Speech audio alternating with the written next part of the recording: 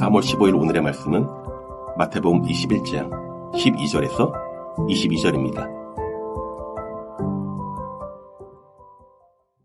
예수께서 성전에 들어가사 성전 안에서 매매하는 모든 사람들을 내쫓으시며 돈 바꾸는 사람들의 상과 비둘기 파는 사람들의 의자를 둘러 엎으시고 그들에게 이르시되 기록된 바 내 집은 기도하는 집이라 일컬음을 받으리라 하였거늘 너희는 강도의 소굴을 만드는도다 하시니라.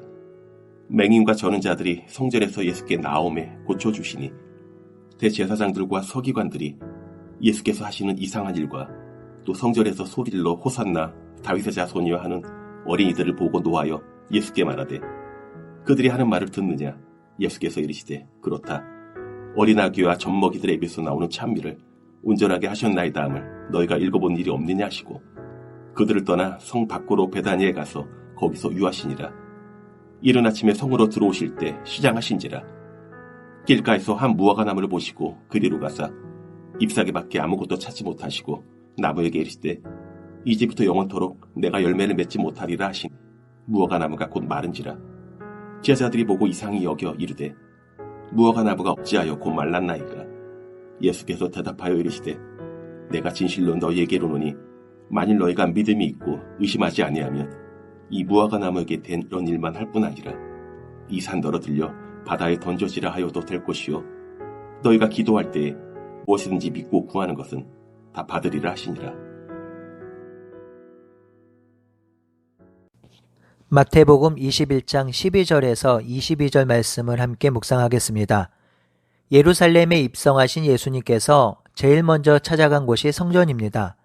성전은 유대인들에게 가장 중요한 장소죠.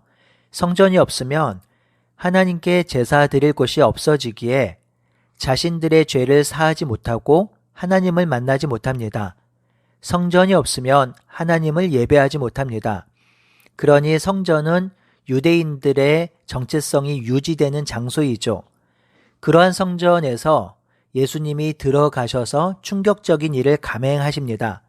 성전 안에서 매매하는 모든 자를 내쫓으시고 돈 바꾸는 사람들의 상과 비둘기 파는 사람들의 의자를 둘러 엎으셨습니다. 왜 이렇게 하신 것일까요? 성전이 성전의 기능을 감당하지 못하기 때문입니다. 성전은 하나님께 온전한 제사를 드리는 장소이며 하나님을 만나는 장소이며 하나님을 만난 유대인들은 그 기쁨과 감사로 세상에서 제사장 나라를 살아내야 하는데 그러하지 못했습니다. 제사는 드리지만 제사의 본질을 잃어버렸지요. 하나님께 제사를 드리지만 제사를 통해서 하나님을 만나지 못합니다. 제사를 드리지만 자신들이 죄인임을 깨닫지 못하고 회개하지 않습니다. 하나님은 그들의 제사를 받지 않고 있었습니다.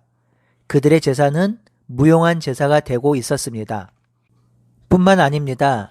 유대인들이 제사를 드림으로 자신들이 제사장 나라라고 외치고 살았지만 실상은 제사장 나라의 정체성을 버렸습니다. 제사장 나라로 이 땅에 하나님의 살아계심과 다스림을 드러내야 하는데 그러하지 못했죠. 그들은 하나님이 말씀하신 율법 정신대로 살아야 하는데 세상 나라처럼 돈과 명예와 힘과 권력을 얻기 위해서 살았습니다. 공평과 정의와 사랑으로 세상을 사는 것이 아니었습니다.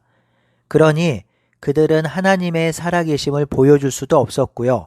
그리고 하나님의 다스림을 이 땅에 드러낼 수도 없었습니다. 그들은 하나님이 자신들을 택하여 부르신 목적을 버리고 살았지요.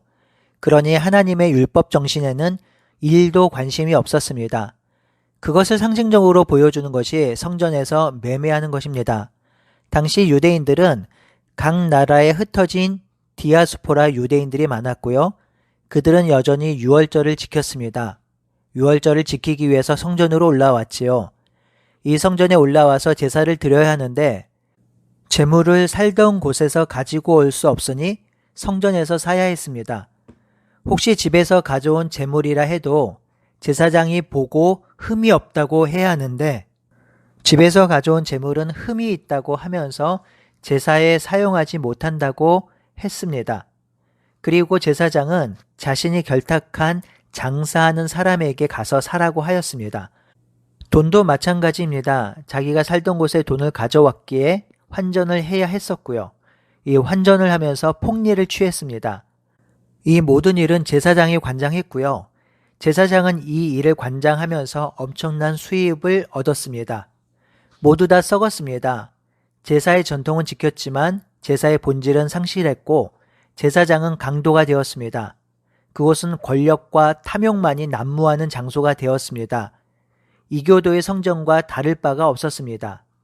이 성전의 주인이신 예수님께서 이 성전에 들어가셨을 때의 분노와 통탄함이 충분히 이해가 됩니다. 그래서 예수님은 성전에서 악행하는 자들을 모두 내어 쫓으셨습니다. 내 집은 기도하는 집인데 강도의 소굴을 만드셨다고 질책하시죠. 사랑하는 성도 여러분, 여기서 예수님이 이렇게 행동하신 본질적 이유를 찾지 못하고 예수님의 행동을 따라서 하는 경우가 있습니다. 예수님이 뒤집어 엎으셨으니 나도 그렇게 해야지 하는 적용은 올바르지 않습니다. 예수님이 그렇게 하신 이유는 성전의 본질이 무너졌기 때문입니다. 그래서 예수님은 그 성전을 회복하시려고 그렇게 하신 것이죠. 더 나아가 자신이 새 성전이 되려고 그 성전에서 그 일을 하신 것입니다. 성도 여러분, 이 성전 정화 이후 예수님이 십자가에 죽으시고 부활하심으로 성전이 바로 우리가 되었습니다. 우리는 그리스도의 몸으로 성령이 거하는 성전이 되었습니다. 그렇다면 우리가 뒤집어 엎어야 하는 성전은 무엇인가요? 1차적으로 바로 나 자신입니다. 내가 거룩한 성전으로 살아가고 있는가? 내가 거룩한 성령이 거하시는 거룩한 성전인가를 돌아보아야 하지요. 그 거룩한 성전이 모여서 우리가 그리스도의 몸을 이루고 세상의 제사장 나라로 하나님의 살아계심을 드러낼 수 있습니다. 우리가 세상의 공평과 정의를 외쳐야 하지요. 저는 그렇게 해야 된다고 믿습니다. 그런데 그 전에 먼저 우리가 해야 할 것은 내가 거룩한 성전으로 세워지는 것입니다. 우리가 거룩한 성전으로 세워져야 합니다. 그래서 하나님을 진정으로 예배하는 예배 공동체가 되고 그 사랑이 흘러넘쳐 공동체 안에 있는 지체를 사랑하는 것이지요. 청결의 대상, 회복의 대상, 개혁의 대상은 1차적으로 자기 자신임을 기억합시다.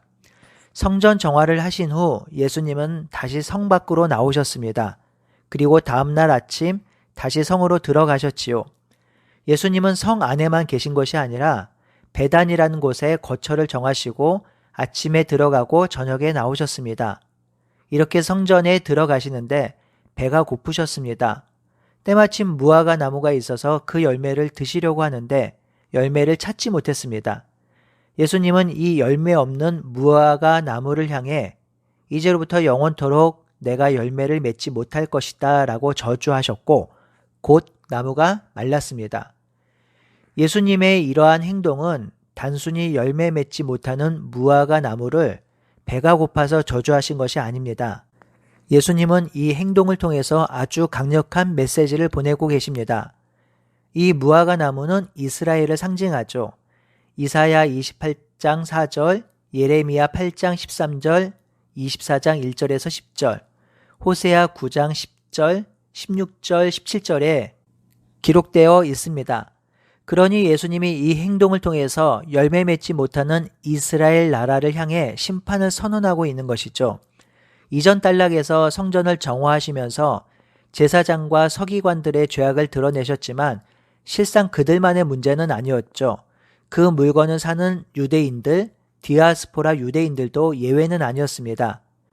유대인들은 눈으로 보이는 잎사귀는 풍성했습니다. 사람들의 눈에는 꽤 괜찮은 사람들로 보였습니다. 절기마다 제사를 드리고 율법을 나름대로 준수하려 했습니다. 잎사귀는 풍성했지요. 하지만 나무의 본질은 열매를 맺는 것인데요. 그들은 열매가 없었습니다. 강포와 폭력을 행하고 고아와 과부와 나그네를 학대하며 무엇보다 율법의 본질인 하나님 사랑이 없었습니다. 하나님이 기뻐하는 그 어떤 선한 열매도 맺지 않았습니다. 그들은 소망이 없었습니다. 그들은 철저하게 실패했습니다.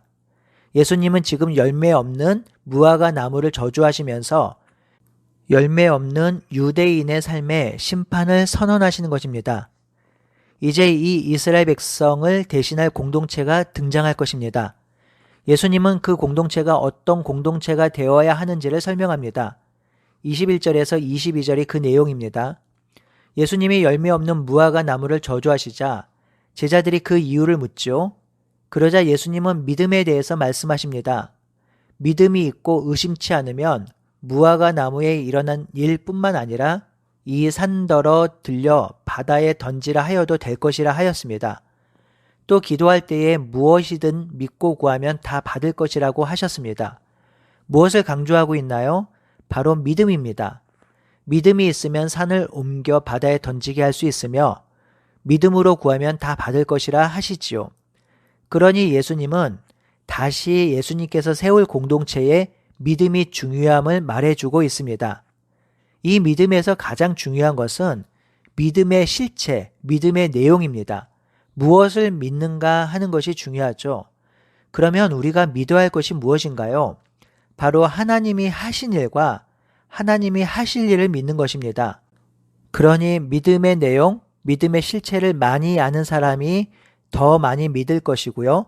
더 큰 믿음을 갖겠지요. 믿음은 내가 믿고 싶은 것이 아닙니다. 믿음은 내가 원하는 것이 이루어질 것이라고 세게 믿는 것이 아닙니다. 진실한 믿음은 예수님이 하신 말씀을 그대로 믿는 것이고요. 하나님이 하신 일, 하나님이 하실 일을 그대로 믿는 것입니다. 그러니 믿음을 갖고 믿음대로 사는 것이 쉽지 않습니다.